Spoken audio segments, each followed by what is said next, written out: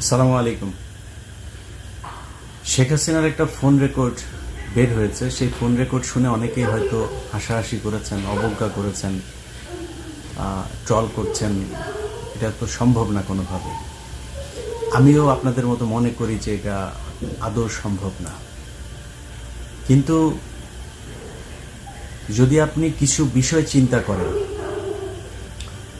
ধরেন সবশেষ ডিসি নিয়োগ, সচিবালয়ে এই নিয়োগ নিয়ে হাতাহাতি মারামারি, আলী ইমাম মজুমদারকে নিয়ে যে আলোচনা সমালোচনা যেগুলো চলছে, পুলিশের গুরুত্বপূর্ণ কিছু পদের ভেতরে আপনি র্যাবের ডিজির কথাও যদি চিন্তা করেন, যে এই মনিরুল এবং বেনজির এই খুনিদের সাথে যার চরম সখ্যতা ছিল, সে র্যাবের ডিজি, তারা আবার 1 বছরের জন্য ইয়েও বাড়ানো হচ্ছে।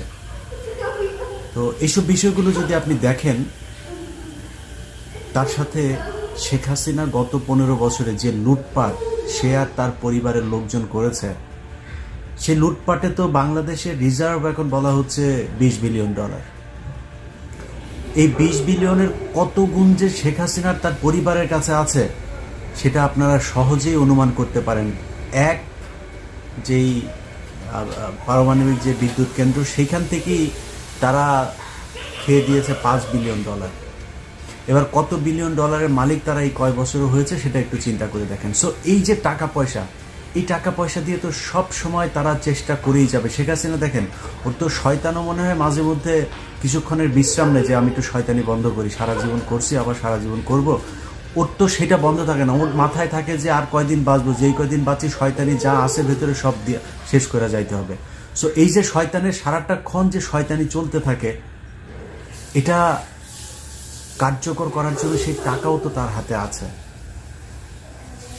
এখন সে যদি সেটা করে, একটা ছোট্ট কথা বলি, ধরেন আমাদের দেশে এই মুহূর্তে যারা সরকারে আছেন, আমি ডক্টর মোহাম্মদ ইউনূস, তিনার প্রতি বাংলাদেশের প্রতিটা মানুষ, আমার মনে হয় কে আওয়ামী লীগ করে, কে বিএনপি করে, কে জামাত করে, বাংলাদেশে যারা আছেন, মানে আওয়ামী লীগ বাদ, মানে এর বাইরে সাধারণ মানুষ, বিএনপি জামাত যারা যারা আছেন, সবাই কিন্তু হয়তো বিএনপির লোকজন চেষ্টা করছে যে তারা ক্ষমতায় আসবে, জামায়াতের লোকজন চেষ্টা করছে তারাই ক্ষমতায় আসবে, কিন্তু আমার মনে হয় কারো ওই ধরনের অভিযোগ, ক্ষোভ নাই ডক্টর মোহাম্মদ ইউনূসের বিরুদ্ধে যে তাকে ক্ষমতা থেকে সরাইতে হবে। তার প্রতি একটা বিশ্বাস মানুষের আছে। কিন্তু একটা দেশ, বিশাল একটা দেশ পরিচালনা করতে হলে শুধু ডক্টর মোহাম্মদ ইউনূস একার পক্ষে তো সম্ভব না। যারা তার আশপাশে আছেন, এক একজনের বিরুদ্ধে এক এক ধরনের কথাবার্তা, এরই মধ্যে নানান বিতর্ক শুরু হয়েছে। এই যে বিতর্কগুলো হচ্ছে, চিন্তা করেন যে দেশ পরিচালনা করতে গিয়ে একদম ইমিডিয়েট, যদি আমি আপনাদের যেই স্বপ্ন নিয়ে এই দেশটা স্বাধীন হয়েছে এবার সেটা নিয়ে যদি কথা বলি, এখানে সেনাবাহিনীর একটা ধরপাকড় হওয়া প্রয়োজন ছিল, সেটা হয়নি। সেনাবাহিনীর ভেতরে তো এই গত 15 বছরে সেনাবাহিনীকে তো আর সেনাবাহিনীর জায়গায় রাখা হয়নি। মানুষ মানে কি বলবো, যে বাজে কথাও তাদেরকে ডেকে থাকে। তো এটা তো একদম মানে খুব যে মানে কি বলবো, যে অসঙ্গতিপূর্ণ তা তো না। এটা বলার পেছনে অনেক যৌক্তিক কারণ আছে। আমি গত 2-3 দিন আগেও দেখলাম যে সেনাবাহিনীর লোকজন এই ডক্টর মোহাম্মদ ইউনূসের সাথে যে থাকেন, 3জন অফিসার তার পাশে দেখলাম, 3জনের সবার পেট মোটা, বিশাল বড় পেট।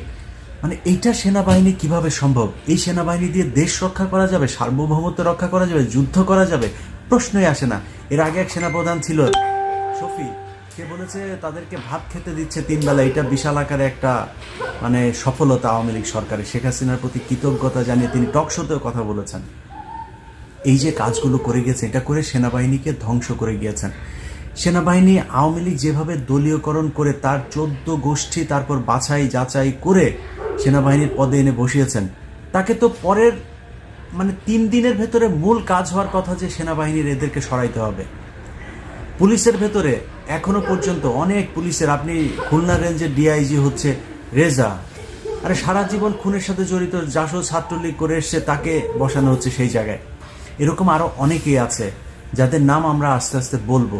আমি গণমাধ্যমের কথা যদি বলি, দেখেন গণমাধ্যমে RTVর আশিকুর রহমান, এই আশিক হচ্ছে পলাচ্ছে, সে 14 অথবা 15 তারিখে তার ফ্লাইট। একটু বলে রাখলাম যে অবশ্যই আশিককে আটকান, তার ব্যাপারে অনেক অভিযোগ আছে। সে তার বোনকে ভুয়া সাংবাদিক বানিয়ে এর আগে শেখ হাসিনার সাথে আমেরিকাতে এনেছেন। তিনি নিজে এখানে প্রচুর সম্পত্তি করেছেন। অতএব তার ব্যাপারে বিচার হইতে হবে। সে শুধু চাকরিচ্যুত হবে না, বিচার হতে হবে। তার মতো ডিবিসিতে জাহিদুল হাসান পিন্টু, নাজরিন মুন্নি, সোমা ইসলাম, রাহুল রাহা, অশোক চৌধুরী, অন্তত 50 জনের নাম মুখস্থ বলতে পারবো। এরা এখনো পর্যন্ত অফিস করছে। আরে ভাই, ওদের তো জেলখানায় থাকার কথা, ওরা অফিস করবে কিভাবে এখন পর্যন্ত? কিন্তু তারা অফিস করছে। এটা বাস্তবতা। এই বাস্তবতা নিয়ে যদি মনে করেন শেখ হাসিনা যেই কথাটা বলছে একদম উড়িয়ে দেবেন, মানে একটা কথা বলতে চাই না, এই কথাটা 1.5 মাস হয়ে যাচ্ছে, বলি আজকে। আমার জায়গাটা পরিষ্কার করে নেই। আমার দেশে যাওয়ার কোনো ইচ্ছা নাই, দেশে কোনো জায়গার কোনো পদ পদবি নেওয়ার কোনো ইচ্ছা নেই। সেটা কোনো রাজনৈতিক দলও না, বা কোনো সরকার না, কোনো প্রশাসন, কোনো জায়গায় না। আমার এই মুহূর্তে দেশে যাওয়ার একেবারেই কোনো ইচ্ছা নেই। কিন্তু ধরেন আমি বা আমার মতো যারা সোশ্যাল মিডিয়াতে কথা বলেছেন স্বৈরাচার সরকারের বিরুদ্ধে কথা বলতে গিয়ে, আমাদের তো কম কষ্ট সহ্য করতে হয়নি। এটা মিনিমাম মূল্যায়ন তো করা উচিত, তাই না? 1.5 মাস সময় অতিবাহিত হচ্ছে, আজ পর্যন্ত কোনো একজন উপদেষ্টা, কোনো একজন সরকারের নিম্ন স্তরের কোনো একজন মানুষও কেউ কি বলেছে যে আচ্ছা দেশের বাইরে এই সরকারের রোষানলে পড়ে কারা কারা দেশের বাইরে আছে এবং তাদের মামলা টামলাগুলোর কি অবস্থা, কি মামলা তাদের বিরুদ্ধে? কেউ কি এটা নিয়ে কোনো পদক্ষেপ আছে?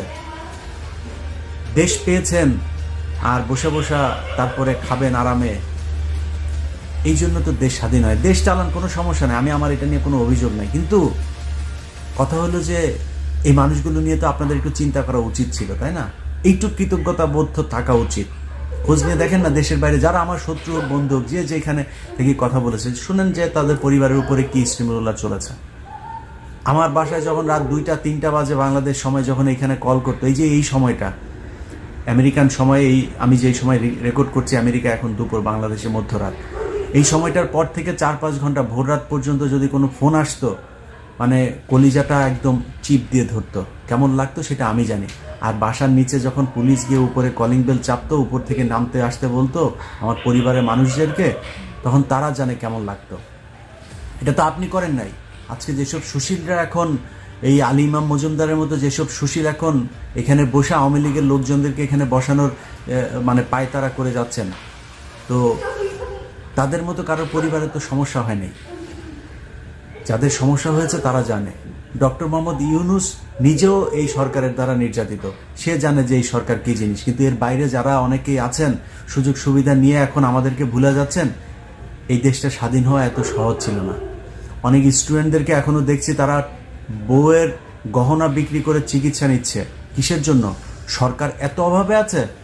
যেসব পরিবারগুলোর সন্তান মারা গিয়েছে সেই সন্তান ফেরত দেওয়া যাবে না, তাদেরকে অন্তত এই পরিবারের যাতে সারা জীবন আর কোনো কাজ করে খেতে না হয়। 1 লাখ, 2 লাখ, 5 লাখ এটা কোনো টাকা না। এখন এই টাকা দিয়ে তার সংসার হয়তো 1 বছর 2 বছর চলবে, এটা না। অন্তত কয়েক কোটি টাকা দিতে হবে। একটা রাষ্ট্রের জন্য 100, 200, 500 কোটি টাকা বাজেট করা এটা কোনো ব্যাপার না। 5 কোটি টাকা তো নাকি কি এক অনুষ্ঠান করার জন্য বাজেট করেছিলেন, তো এটা করেন, তাদের পরিবারকে দেন। যদি টাকা না থাকে আমাদেরকে বলেন, আমরা সবাই মিলে দিব। অন্তত সরকার সেই পদক্ষেপটা নেক যে যাদের পরিবারের সদস্যরা মারা গিয়েছে, শহীদ হয়েছে, তাদের পরিবারকে আর্থিক একটা বড় ধরনের প্রণোদনা দিতে হবে। এটা তাদেরকে করুণা করে না, এটা তারা পাওনা এই রাষ্ট্রের কাছে। এই রাষ্ট্রের যেই বিশাল একটা ফেরাউন, একটা কি বলবো, যে স্বৈরাচারী সরকার এই দেশের মানুষের ঘাড়ে বসেছিল চেপে, তাদের হাত থেকে বাঁচানোর জন্য তারা জীবন দিয়ে গেছে। সো হুট করে পাইলাম আর টপ করে গিলা ফেললাম, এইভাবে দেশটা স্বাধীন হয়ে যায়নি। আজ পর্যন্ত আমাদের ব্যাপারে কেউ বলেও নাই যে এক হাফিজ ভাই বলেছেন, অনেকেই পাঠিয়েছেন সেই ভিডিওটা। হাফিজ ভাই তো সরকারের কেউ না। হাফিজ ভাই আমাকে অনেক পছন্দ করেন, কনক ভাইকে অনেক পছন্দ করেন, এরকম অনেকে হয়তো পছন্দ করেন, তিনি নাম ধরে বলেছেন। তিনি তো সরকারের কেউ না, তার হাতে তো সেই ক্ষমতা নাই। আমি বলছি না যে উনি যেটা বলছেন সেটা, ওইটা আমাকে চাইলেও কোনোদিন ওই জায়গায় নিয়ে আল্লাহ জীবনে যেন কোনোদিন না বসায়। এই লোভ লালসা যেন আল্লাহ আমার ভেতরে কখনো না আনেন। কিন্তু সরকারের পক্ষ থেকে আমাদেরকে, মানে যে এই লোকগুলো দেশের থেকে 10 বছর, 12 বছর, 15 বছর ধরে অনেকে দেশের বাইরে, কি অবস্থা, তাদেরকে আনার ব্যবস্থা করি, কই কেউ বললো না। আমি তো এই 5 আগস্টের পরে যতজন মানুষের সাথে দেখা হয়েছে, সালাম আদান প্রদানের পরে প্রথম কোশ্চেন ছিল, ভাই দেশে যাবেন কবে? কোনো কোনো ক্ষেত্রে সালামেরও আগে দেখা হলেই ভাই দেশে কবে যাবেন। আমার মনে হয় আমার মতো যারা দেশের বাইরে আছেন, রাজনীতিবিদ, সাংবাদিক, সামাজিক সংগঠনের সাথে জড়িত, যে যেই জায়গায় আছেন, এই সরকারের রোশানলে যারা দেশের বাইরে আছেন, সবাই দেশ বাংলা মানে ঘরের বাইরে গেলে কারোর সাথে দেখা হলে এই প্রশ্নের মুখোমুখি হইতে হয়। কিন্তু সরকারে যারা আছেন তাদের একবারও কি মনে হয় নাই যে আচ্ছা এই যে মানুষগুলো যে আগে দেখতাম ইউটিউব ফেসবুকে দেখতাম এত সরকারের সমালোচনা করতো, এই লোকগুলি তো ভুক্তভোগী, ওদের কি সমস্যা, কি ওরা দেশে আসে না কেন, দেখি একটু। আবারও বলছি, অন্তত সামনের 5 বছরের মধ্যে আমার দেশে যাওয়ার কোনো সম্ভাবনা নাই, কিন্তু সরকারের কাছ থেকে এইটুক কৃতজ্ঞতা বোধ অন্তত তো আশা করতে পারি, তাই না? ডক্টর মোহাম্মদ ইউনূস না হয় উনি প্রধান উপদেষ্টা, ওনার 4-5টা মন্ত্রণালয় সব সামলাতে হচ্ছে, উনি ব্যস্ততা নিয়ে থাকবেন। এখানে আলাদা আলাদা মন্ত্রণালয় ভাগ করে দেওয়া হয়েছে তো, না? তারাও কেউ বলতে পারে নাই? এরকম হইলে দেশ যদি আবার পরাধীন হয়, স্বাধীন করার জন্য কেউ জীবন বাজি রাখবে না, কারোর পরিবারকে কেউ বিপদে ফেলবে না। এবার সব শেষ কথাটা বলি, যেটা বলতে এসেছিলাম। শেখ হাসিনা এই যে বলছে যে সে কাছাকাছি আছে, চলে আসবে, এত ফেলে দেওয়ার মতো না বিষয়টা। তার হাতে যদি প্রশাসন থাকে, তার দলের লোকজনকে এখন বিভিন্ন জায়গায় তাদেরকে পদায়ন করা হচ্ছে, এলাকা ভিত্তিকও বিভিন্ন টেন্ডারবাজি, চাঁদাবাজি, সেই সবেও এখনও তারাই দখল করছে।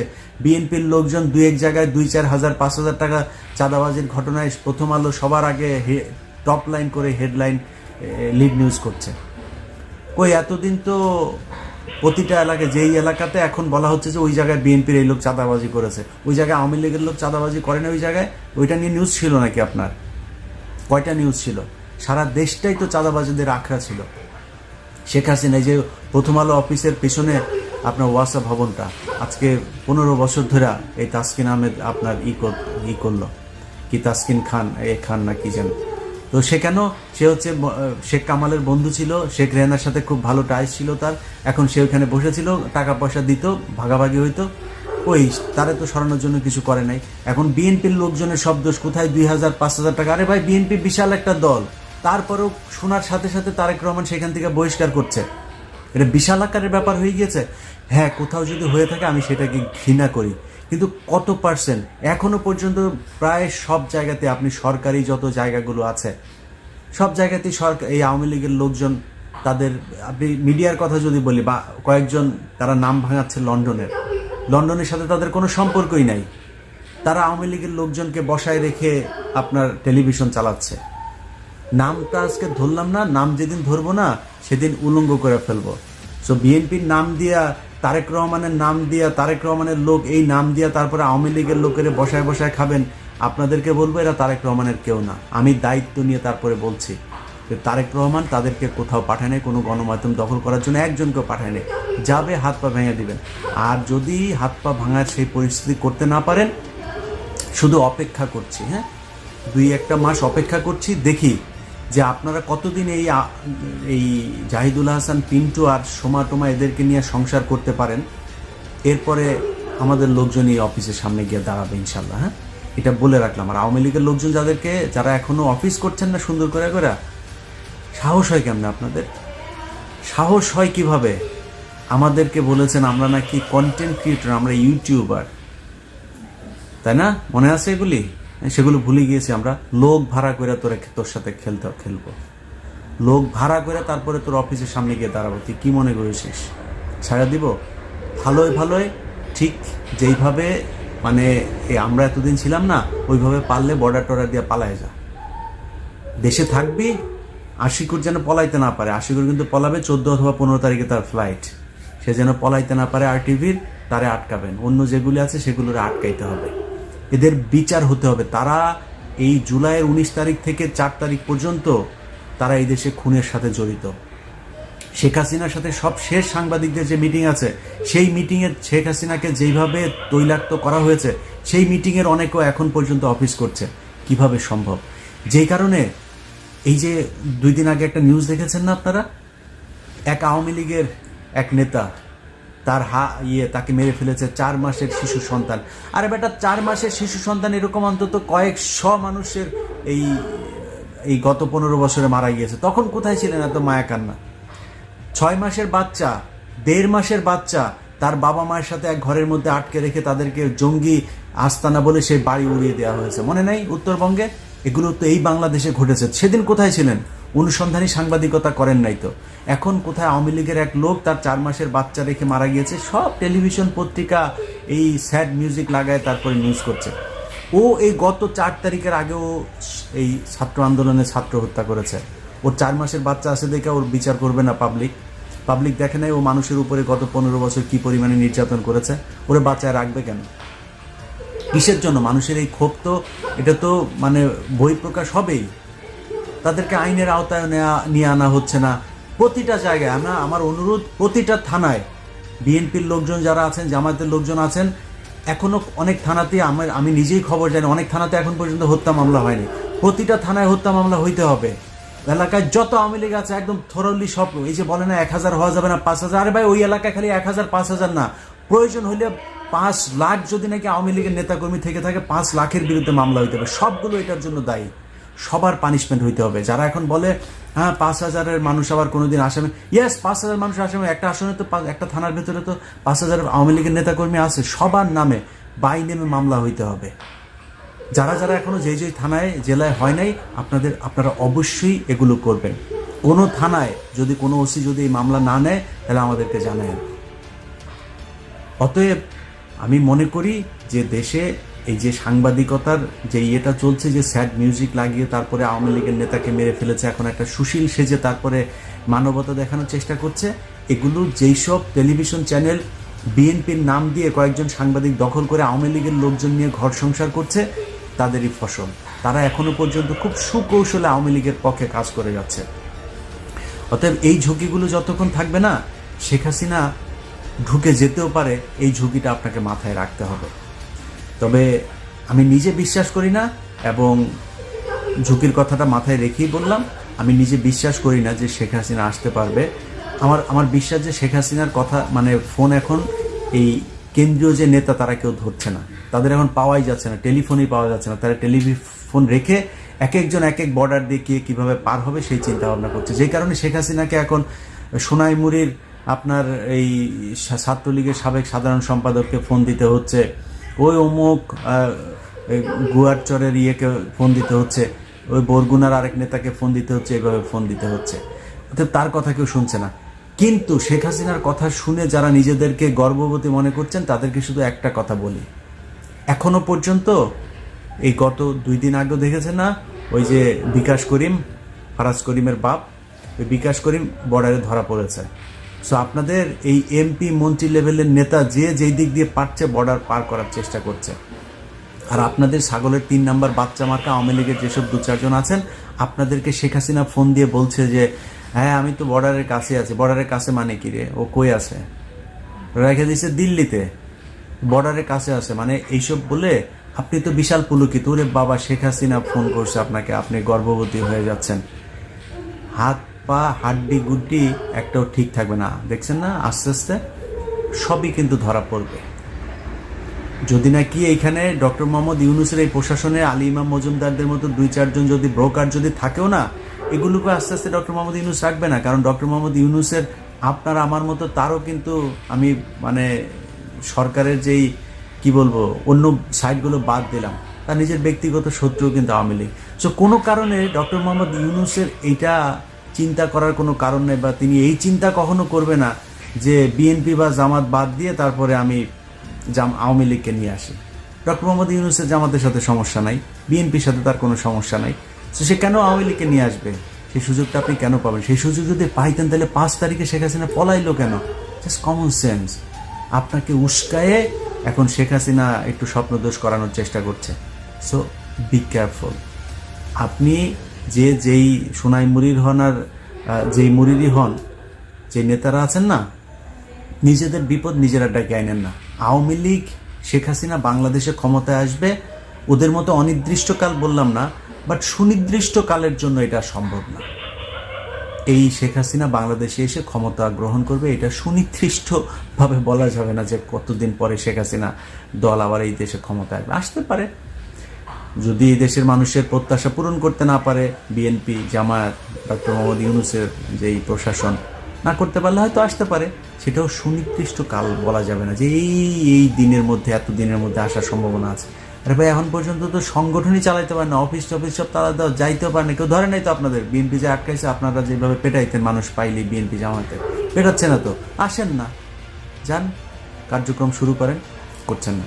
যাই হোক, আমি দুইটার দিকই বললাম যে আওয়ামী লীগের যারা শেখ হাসিনার কথা শুনে নিজেদেরকে গর্ববতী মনে করছেন তারাও সাবধান, বাট শত্রুকে দুর্বল মনে করার কোনো কারণও নয়। সেটাও যারা এখন এই মুহূর্তে দেশে ক্ষমতায় আছেন এবং ক্ষমতায় আসার স্বপ্ন দেখছেন, তাদেরকেও এটা মাথায় রাখতে হবে। আপনি বিএনপির বিশাল বড় সংগঠন বাংলাদেশে, আপনার প্রতিদ্বন্দ্বিতা থাকবে, প্রতিযোগিতা থাকবে, সেটা আপনার দলের ভেতরেই সীমাবদ্ধ থাকতে হবে। আপনি বিএনপির একজনের সাথে প্রতিদ্বন্দ্বিতা করে তারপরে আপনি আওয়ামী লীগের লোকজনকে এখানে করবেন। গত 15 বছরে বিএনপির চাইতে বেশি ক্ষতিগ্রস্ত, জামাতের চাইতে বেশি ক্ষতিগ্রস্ত এই দেশে আর কেউ হয়নি। অতএব আপনাকেই সেটা বুঝতে হবে যে আওয়ামী লীগকে আবার ছোবল দেওয়ার জন্য তারা এখন যতই মুখে মুখে আপনার দলের লোক বলে আপনার এখানে ঢোকার চেষ্টা করুক, খুব সাবধান। সবাই ভালো থাকেন। আবারও বলছি, RTV আশিকুর 14-15 তারিখে পলাবে, ওরা আটকাবেন। আল্লাহ হাফেজ।